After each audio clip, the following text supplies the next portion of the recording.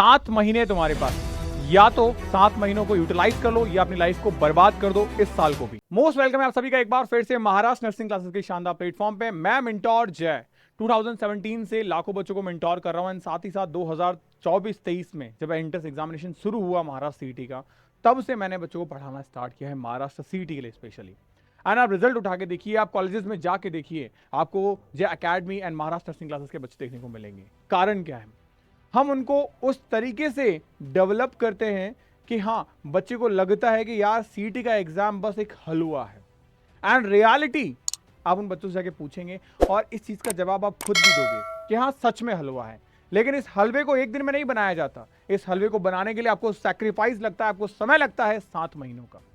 आज मैं आपको बताने वाला हूं सीईटी के कैप राउंड 4 की डेट आ रखी हो जाएगी, थर्ड राउंड हो चुके हैं, यानी अब क्या ये सही समय है हमारी प्रिपरेशन को अगेन स्टार्ट करने का।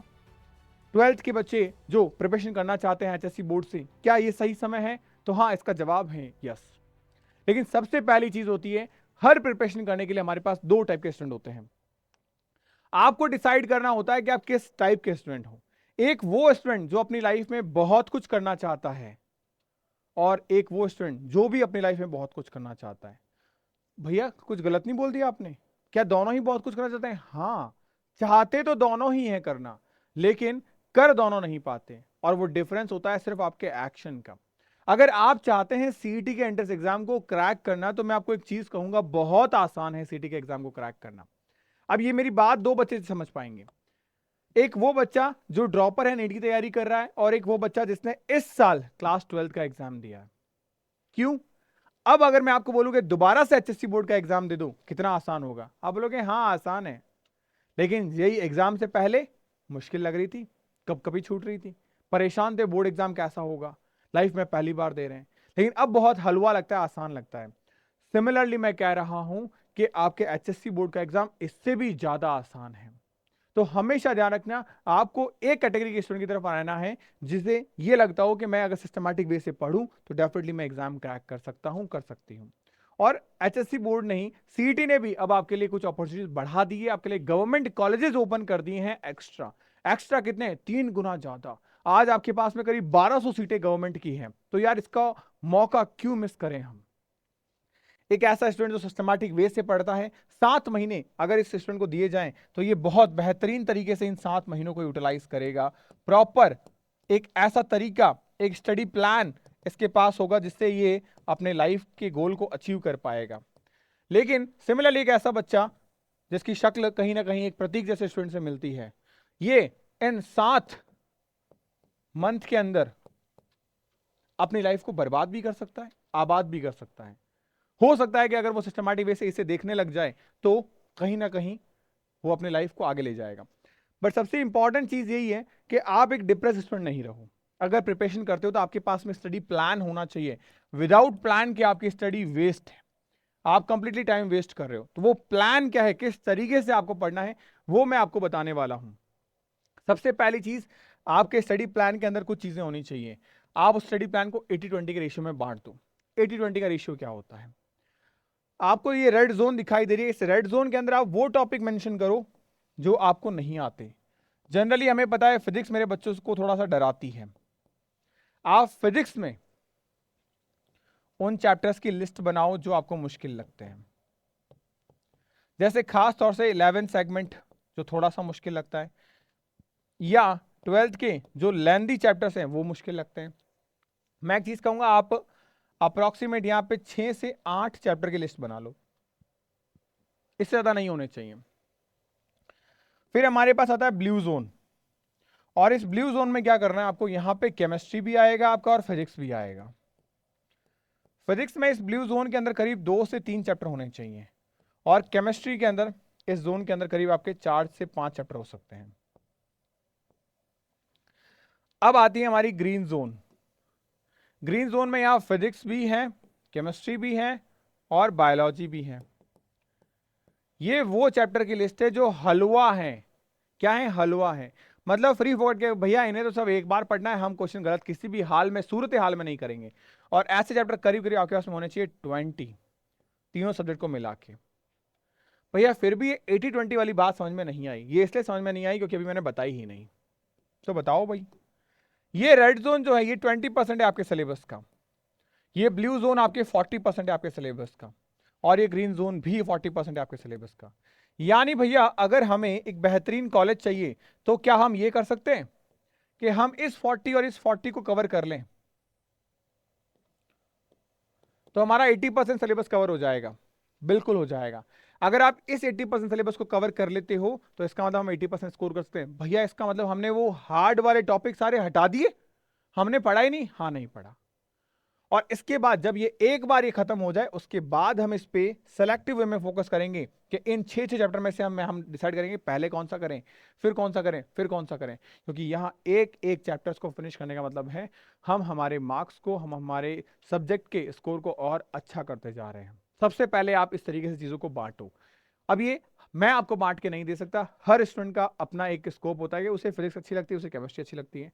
आप मुझे कमेंट सेक्शन में बताना कि आपके लिए फिजिक्स के कितने चैप्टर्स मुश्किल लगते हैं आपको। उन चैप्टर्स का नाम आप जरूर रखिएगा। मैं चाहता हूं आपको कमेंट सेक्शन में टाइम जरूर लगेगा, लेकिन मेरे प्यारे बच्चों आप केमिस्ट्री, फिजिक्स, बायोलॉजी में एक काम करिएगा। मैंने यहाँ 6 से 8 चैप्टर लिखे हैं, आप फिजिक्स के 6 से 8 चैप्टर, केमिस्ट्री के 6 से 8 चैप्टर और बायोलॉजी के 6 से 8 चैप्टर जो आपको मुश्किल लगते हैं वो यहाँ जरूर लिखिएगा कमेंट सेक्शन के अंदर। क्योंकि जब आप लिखोगे तो आप जैसे बहुत सारे बच्चे हैं जो भी कमेंट करेंगे तो कहीं ना कहीं मुझे पता चलेगा कि यार ये जो चैप्टर्स है वो बच्चों के कॉमन है, तो मैं उसकी प्रॉपरली एक क्लासेस आप लोगों के लिए यहाँ पे लेके जरूर आऊंगा। तो अगर आप चाहते हैं प्रॉपरली सिस्टमैटिक वे में सब चीजों को लेना तो आप मुझे कमेंट जरूर करिएगा। इसके अलावा हमारे पास में कुछ एडिशनल सब्जेक्ट्स होते हैं जैसे कि नर्सिंग एप्टीट्यूड एंड इंग्लिश, उससे भी डर लगता है। मैं आपको एक चीज बता दूं, नर्सिंग एप्टीट्यूड एंड इंग्लिश से डरने वाली बात नहीं है। आप नर्सिंग एप्टीट्यूड और इंग्लिश को हलवे की तरह खत्म कर सकते हो, और इस सब्जेक्ट को खत्म करने के लिए मैंने आपकी हेल्प कर दी है। किस तरीके से, ये देखो, ये पूरी इंग्लिश खत्म आपकी 100 पेजेस में पूरी इंग्लिश को खत्म कर दिया गया है यहाँ पे। इससे बाहर आपके एग्जाम में कुछ नहीं आना है। इसमें आपको प्रॉपर सिस्टमैटिक तरीके से थ्योरी भी दी है, एमसीक्यूज भी दिया, और कोई मोटी बुक नहीं है। ये मुश्किल से आपके 110 पेज के आसपास की बुक है। मैं आपको काउंट करके बताता हूँ एक बार। प्रॉपर सेलेक्टिव वे के अंदर बुक दी गई है आपको। 110 भी नहीं, आपके 89 पेजेस हैं ओनली। 89 पेजेस में रूल्स, एमसीक्यूज, आपके एक्सप्लेनेशन, आपके एमसीक्यूज, आपकी थ्योरी ये डाल दी गई है। और इसी से आपके महाराष्ट्र सीटी में जो 20 क्वेश्चन आते हैं वो आके गिरेंगे। भैया ये तो अलग बात रही, लेकिन हमें एक सब्जेक्ट और है जिसे डर लगता है, और वो सब्जेक्ट है नर्सिंग एप्टीट्यूड। इसका भी डर खत्म कर दिया है। यहाँ पे भी proper theory, proper MCQ, proper explanation आपको दिए गए। जितने भी टाइप के क्वेश्चन बन सकते हैं सब मैंने करवाए हैं आपको यहाँ पे। तो ये जो दो मेजर डरावने सब्जेक्ट हैं उनकी बुक्स आपको अवेलेबल हो जाएगी। नहीं भैया हमें तो फिजिक्स, केमिस्ट्री, बायो की बुक्स भी चाहिए, तो केमिस्ट्री के डर के लिए, फिजिक्स के डर के लिए आपकी फिजिक्स की बुक्स हो गई, केमिस्ट्री के लिए आपकी केमिस्ट्री की एलटीएम सर की बुक हो गई, एंड बायो के डर के लिए आपके बॉटनी जूलॉजी सेगमेंट को हमने कंप्लीटली अलग कर रखा है, तो ये बुक्स भी आपको मिल जाएगी फ्री ऑफ कॉस्ट। कोई सिंगल चार्ज नहीं देना, कलरफुल बुक्स है आपके लिए और इजी मैनर में है, सिस्टमैटिक रे चार्ट फॉर्मेट में दे रखी है। ऑलरेडी आप मुझे बताइएगा, बुक के रिव्यू को लेके मैं वीडियो आपके लिए सेपरेटली लेके आ जाऊंगा महाराष्ट्र के बच्चों के लिए। तो स्टार्ट करिएगा अपनी जनरेशन के अंदर अपनी इस बुक के स्टडी को लेके, क्योंकि अगर आप सेलेक्टिव वे में स्टार्ट करते हैं तो डेफिनेटली आप बहुत अच्छी तरीके से इन आने वाले 7 महीनों में अपने एग्जाम को क्रैक कर पाओगे।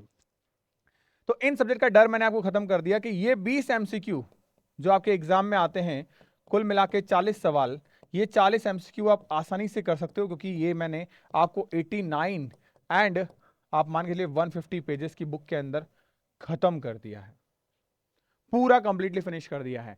और ये सब कंटेंट भी आपको फ्री मिल जाएगा आपके बैच के अंदर। तो यहां से क्या ये बेस्ट वर्क करता है? डेफिनेटली ये बेस्ट वर्क करता है। तो यहाँ हमारा एक डर खत्म हो जाता है। आप में से बहुत सारे ऐसे बच्चे भी हैं जो पूछना चाहते हैं भैया किस तरीके से हम चीज़ों को इनरोल कर सकते हैं।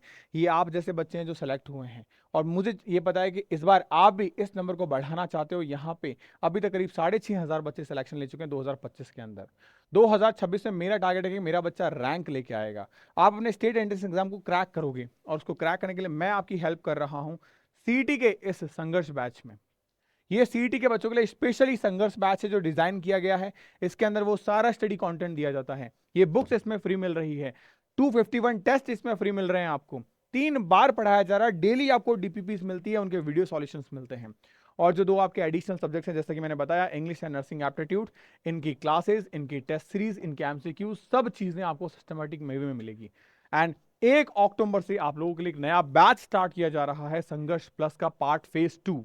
तो अगर आप चाहते हैं ज्वाइन करना, ये सही मौका है। एनरोल करिए, स्टडी स्टार्ट करिए, अपने दोस्तों को, अपने भाई बहनों को बताइए, क्योंकि एक हेल्दी एटमॉस्फेयर आपको कहीं ना कहीं हेल्दी ग्रो करवाने में बहुत बड़ा रोल प्ले करता है। तो अगर आप चाहते हैं प्रॉपर्ली सिलेक्ट होना, तो this is the most prestigious आपके लिए हो सकता है कि आप इन आने वाले 7 महीनों में जिस तरीके से मैंने सिलेबस को डिवाइड करवाया, उस तरीके से डिवाइड करके आप अपने एंट्रेंस एग्जाम को क्रैक कर सकते हो, क्योंकि ज्यादा बड़ा सिलेबस नहीं है। 20-20 सवाल आते हैं आपके इस entire 5 subject, physics, chemistry, biology, English and nursing aptitude. 100 में से आपको अगर एक बेहतरीन कॉलेज चाहिए होता है गवर्नमेंट का, तो 87 प्लस आप स्कोर करते हो, इजीली आपके 97 परसेंटाइल 98 परसेंटाइल बनेंगे, आप सीट निकाल ले जाओगे। और ये टारगेट अगर आपको अचीव करना है तो ये 7 महीने हैं आपकी प्रिपरेशन, क्योंकि आपका एग्जामिनेशन अप्रैल में होगा। सबसे पहले एग्जाम होता है इंडिया के अंदर सीईटी का, तो आपके पास में सबसे पहला मौका है कि आप अपने एग्जाम को क्रैक करके फिर बाकी फर्दर एग्जाम जैसे एम्स का हो, नीट का हो, उसके लिए भी आप तैयारी कर सकते हैं, क्योंकि जस्ट बोर्ड एग्जामिनेशन के बाद आपको सीटी का एग्जाम फाइट करना है। तो अगर आप चाहते हैं तैयारी करना, तो बोर्ड एग्जामिनेशन के साथ साथ आपकी सीटी की तैयारी भी हमारे साथ हो जाएगी। तो स्टार्ट करिए अपनी जर्नी को। मिलते हैं नेक्स्ट वीडियो में, और जो कमेंट करने के लिए मैंने बोला है वो कमेंट जरूर करिएगा।